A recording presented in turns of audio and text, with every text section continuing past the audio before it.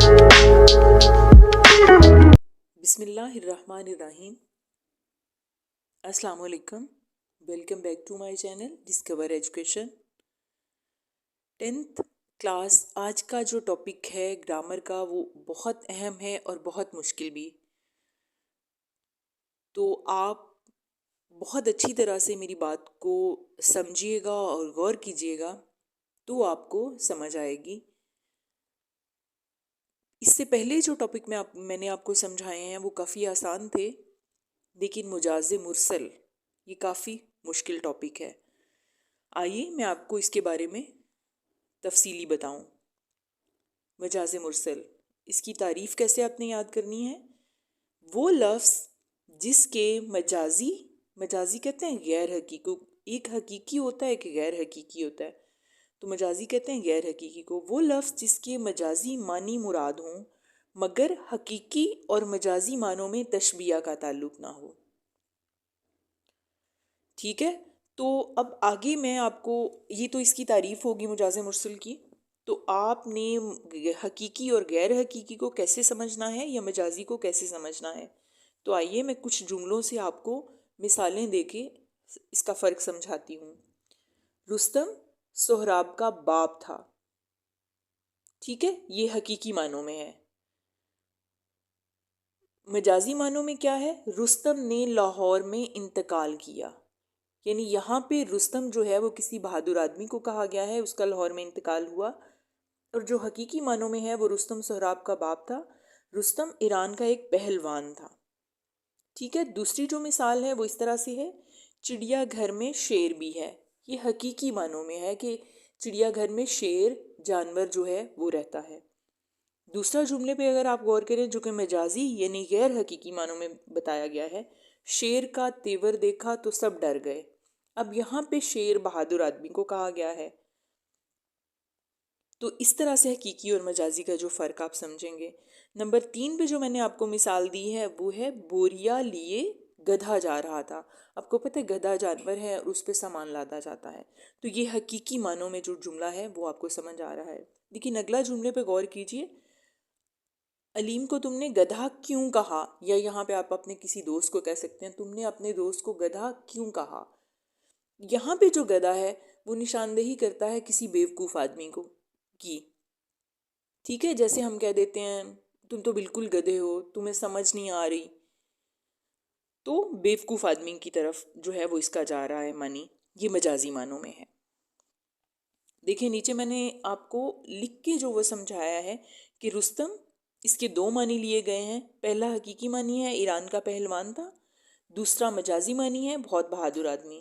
شیر پہلے جملے میں ایک جانور جو کہ حقیقی معنی ہے اس کا، اور بہادر آدمی دوسرے جملے میں مجازی معنوں میں استعمال ہوا ہے.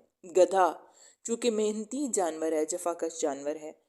لیکن ویسے جب کہتے ہیں کسی کو، ہم انسان کو کہہ دیتے ہیں گدھا تو ہمارا مطلب ہوتا ہے بیوقوف آدمی. تو یہ مجازی معنوں میں استعمال ہوتا ہے. اسی طرح سے جیسے آپ کو سمجھانے کے لیے ہر لفظ کے دونوں معنی میں نے آپ کو سمجھائے ہیں تاکہ آپ کو پتہ چلے کہ پہلے جو معنی ہیں وہ حقیقت ہیں، جو دوسرے معنی ہیں وہ مجازی ہیں یعنی غیر حقیقی ہیں. اسی طرح سے ہم اکثر کہتے ہیں ایک گلاس ہمیں بھی دیجئے. دیکھیں اب وہ گلاس، ہمارا مقصد یہ نہیں ہوتا کہ آپ ہمیں برتن پکڑا دیجئے، مقصد ہوتا ہے کہ ہمیں پانی دیجئے. دوسری مثال ہے ہم آپ کی چشم عنایت کی محتاج ہیں. دیکھیں چشم کہتے ہیں آنکھ کو، عنایت کہتے ہیں مہربانی کو. اب آنکھ کی مہربانی اس میں تو حقیقی معنی ہو گیا نا، لیکن اس جملے میں جو ہے وہ مجازی معنوں میں استعمال کیا گیا ہے کہ ہم آپ کی توجہ کے محتاج ہیں یا آپ کی قدرت کے محتاج ہیں. نمبر 3 پر جو جملہ ہے آپ کو سمجھانے کے لیے وہ ہے یونین کی صدارت تک اس کا ہاتھ نہیں پہنچتا. یہ جو ہے یونین کی صدارت، یہ ایک عہدہ ہے، اس کا ہاتھ نہیں پہنچتا. اب یہ کوئی اونچی جگہ پہ نہیں ہوتا کہ اس کا ہاتھ نہیں پہنچتا، یہ ایک پوسٹ ہے. تو یہاں پہ جو ہاتھ کا مطلب ہے کہ اس کی وہاں تک پہنچ نہیں ہے. ٹھیک ہے، تو اس طرح سے معنی جو ہیں وہ آپ کو سمجھنے ہوں گے. ہاتھ ویسے تو ایک جسم کا حصہ ہوتا ہے، لیکن یہاں پہ جو مجازی معنوں میں استعمال ہوا ہے وہ اصل میں اس کی پہنچ کا ذکر کیا گیا ہے. تو میں نے آپ کو اس طرح سے بہت الگ الگ طریقے سے بھی سمجھا دیے ہیں کہ ہاتھ جسم کا ایک حصہ ہوتا ہے، لیکن قدرت اس کا جو ہے وہ مجازی معنوں میں استعمال ہوا ہے۔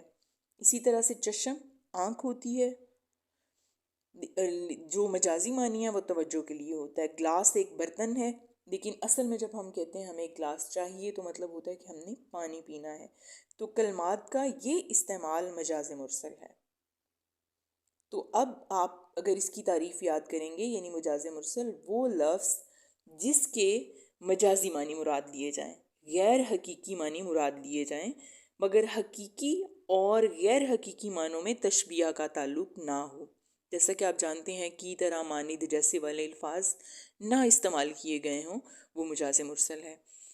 تو آئیے میں مزید اس کی جو ہے وہ صورتیں آپ کو سمجھا دوں، مجاز مرسل کی صورتیں۔ مجاز مرسل کے استعمال کی کئی صورتیں ہیں، جو کہ 4 صورتوں میں نے ان کو ڈیوائیڈ کیا ہے۔ نمبر 1 ہے جز کہہ کر کل مراد لینا۔ مثلاً کیسے جز کہیں گے اور کل مراد لیں گے؟ یہ کہیں کہ زندگی 2 دن کی ہے۔ آپ نے اکثر اشعار میں بھی پڑھا ہوگا، ویسے بھی لوگ کہتے ہیں زندگی تو 4 دن کی ہے، زندگی تو 2 دن کی ہے۔ اب ایسا نہیں ہوتا۔ یہ لفظ اس لیے استعمال کیا جاتا ہے کیونکہ زندگی فانی ہے، اس نے ختم ہونا ہے۔